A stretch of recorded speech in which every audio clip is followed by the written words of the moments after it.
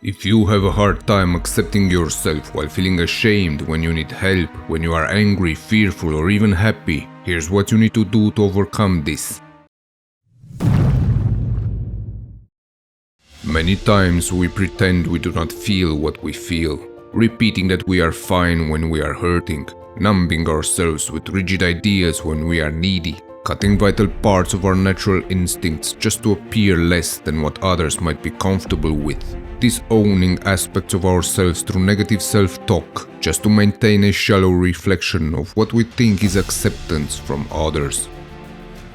How close to home does this idea sound to you, friend? How many times have you dismissed yourself and your needs just to appear in a certain way? How often do you shame yourself for who you are through nasty thoughts and ideas that seem to play in the back of your mind like a broken cassette? And what can you do about this shameful voice that weakens you daily?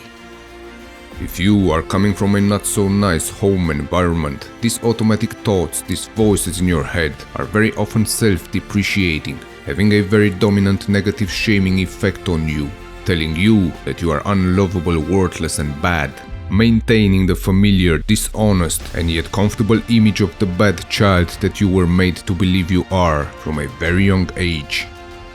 Even though many times you are not aware of this, try to observe yourself, friend, whenever you call yourself a stupid idiot after making a mistake.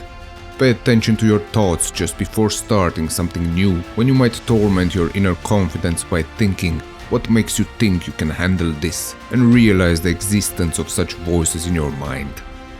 Getting rid of them is a difficult process, since the more severe you were neglected, abused or shamed as a child, the more you create an illusion of connection with your caregiver instead of a real one, fantasizing the bond in which you idealize your parent while making yourself bad, just to assure your survival and some sort of connection.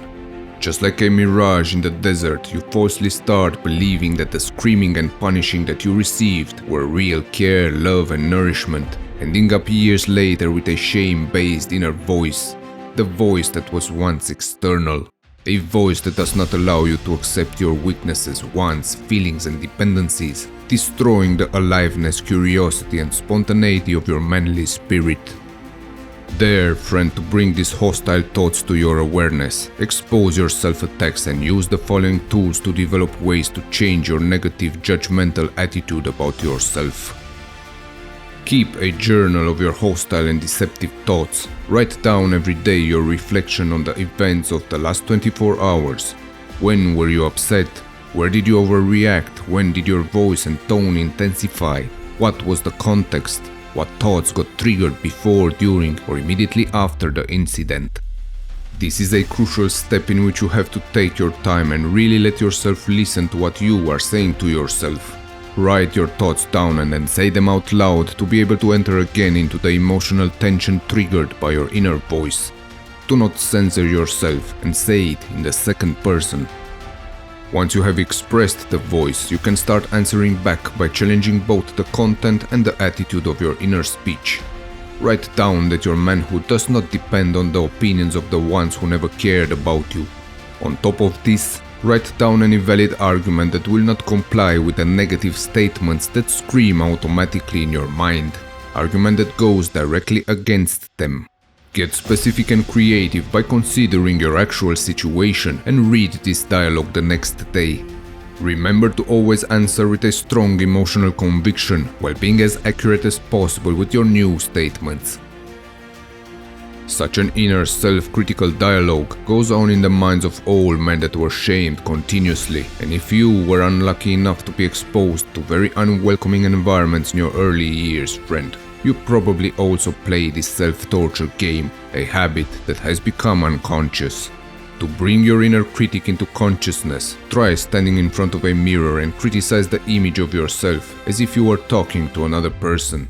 Speak freely and notice all the details of this dialogue, as well as what is going on inside you as you do this. Observe the split that you experience between the powerful critical part of you that points fingers and demands change, and the less powerful part of you that apologizes, evades, and makes excuses. As you listen to the demanding critical voice, you may recognize it as the voice of your parents or wife or boss.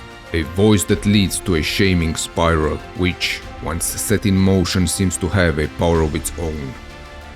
Observe, friend, how each critical message that you hear in your head is a generalization, and have the wisdom to understand that generalizations are untrue. You are never all or nothing, but, just like any other man, you have shortcomings as well as good traits.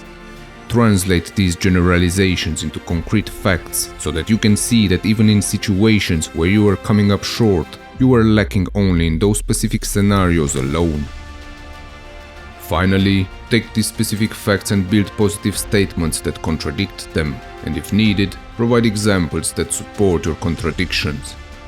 Do your best to say them out loud, to hear yourself saying them, friend. Make it a habit to speak the positive self-affirming statements daily, so that through repetition, through the same method through which the shameful inner voice developed, you will manage to override that nasty, deceptive and harmful speech. I dare you to pay close attention to the words you are telling yourself each day. I dare you to tame the shameful inner speech that plays in your mind, and I dare you to rewire your thoughts about your worth and what you are capable of. When the only thing holding you down in life is your negative, shameful and belittling self-talk that you uselessly repeat in your head, will you dare to bring it out and challenge the hell out of it? Or will you accept it without doubt and continue to shrink yourself into obscurity? The choice is yours to make.